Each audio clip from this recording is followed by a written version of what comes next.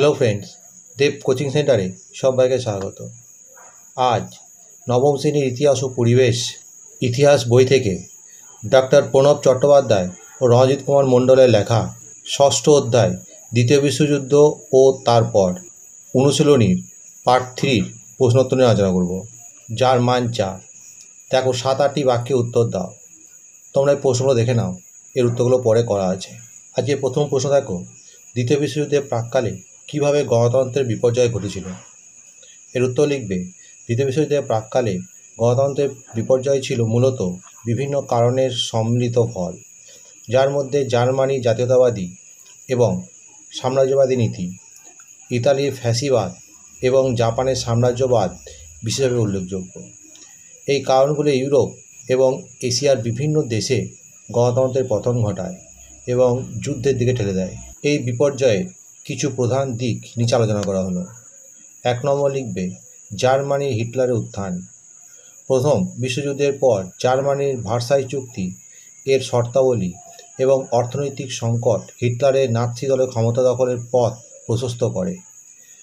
হিটলারের গণতন্ত্রের পরিবর্তে একনায়কতন্ত্র প্রতিষ্ঠা করেন এবং ইহুদি ও অন্যান্য সংখ্যালঘুদের ওপর নিপীড়ন শুরু করেন। 2 নম্বর পয়েন্টে লিখবে, ইতালিতে মুসোলিনির ফ্যাসিবাদ। 1920-এর দশকে ইতালিতে মুসোলিনি ফ্যাসিবাদ একনায়কতন্ত্র প্রতিষ্ঠা করেন। ফ্যাসিবাদ গণতন্ত্রের ধারণার বিরোধী ছিল এবং এর মাধ্যমে ব্যক্তি স্বাধীনতা ও অধিকার খর্ব করা হয়। 3 নম্বর পয়েন্টে লিখবে, জাপানের সাম্রাজ্যবাদ। জাপান চীন সহ এশিয়ার বিভিন্ন দেশে আগ্রাসন শুরু করে, যা গণতন্ত্রের আদর্শে পরিপন্থী ছিল। জাপানের এই সাম্রাজ্যবাদী নীতি আন্তর্জাতিক শান্তি ও স্থিতিশীলতাকে হুমকির মুখে ফেলেছিল। 4 নম্বর পয়েন্ট দেবে, অর্থনৈতিক সংকট। লিখবে, 1929 সালের মহামন্দা বিশ্বজুড়ে অর্থনৈতিক সংকট তৈরি করে, যা গণতন্ত্রের প্রতি জনগণের আস্থা হ্রাস করে এবং চরমপন্থীদের উত্থান ঘটায়। অর্থনৈতিক সংকট অনেক দেশে গণতন্ত্রের দুর্বলতাকে স্পষ্ট করে তোলে এবং স্বৈরাচারী শাসনের পথ খুলে দেয়। 5 নম্বর পয়েন্ট দেবে, গণতন্ত্রের দুর্বলতা। কিছু দেশে গণতন্ত্রের দুর্বল কাঠামো এবং রাজনৈতিক অস্থিরতা স্বৈরাচারী শক্তির উত্থানকে সহজ করে তোলে। ভার্সাই চুক্তি জার্মানির উপর যে কঠোর শর্ত আরোপ করেছিল তা জার্মানি জনগণের মধ্যে ক্ষোভের সঞ্চার করে এবং গণতন্ত্রের প্রতি আস্থাহীনতা তৈরি করে। এই সমস্ত কারণ সম্মিলিতভাবে দ্বিতীয় বিশ্বযুদ্ধের দিকে এগিয়ে যায় এবং গণতন্ত্রের বিপর্যয় ঘটায়। এর পরের প্রশ্ন দেখো, কিভাবে ভার্সাই চুক্তি দ্বিতীয় বিশ্বযুদ্ধের অন্যতম কারণ ঘটেছিল। এর উত্তর লিখবে, ভার্সাই চুক্তি দ্বিতীয় বিশ্বযুদ্ধের অন্যতম প্রধান কারণ ছিল কারণ এটি জার্মানির উপর চাপানো কঠোর শর্তাবলী এবং অপমানজনক আচরণ জার্মানি জনগণের মধ্যে ব্যাপক অসন্তোষ সৃষ্টি করেছিল।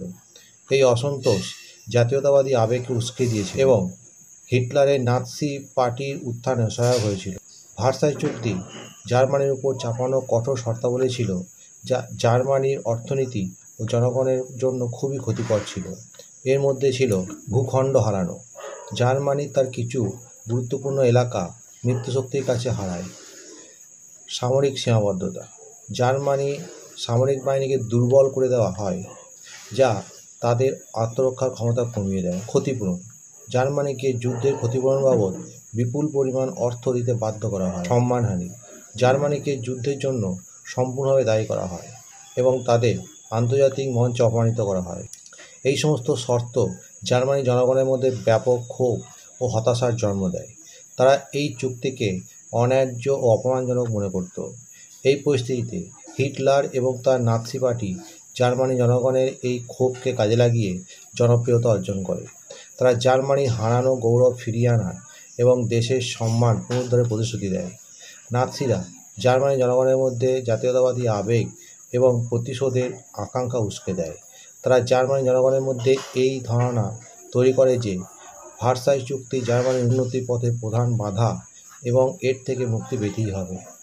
এই পরিস্থিতিতে জার্মানি জনগণ হিটলারের নেতৃত্বের প্রতি আকৃষ্ট হয় এবং নাৎসি পার্টি ধীরে ধীরে জার্মানির ক্ষমতায় আসে। হিটলারের আগ্রাসী পররাষ্ট্রনীতি এবং জার্মানির সামরিক নীতি এর কারণে দ্বিতীয় বিশ্বযুদ্ধের সূচনা হয়।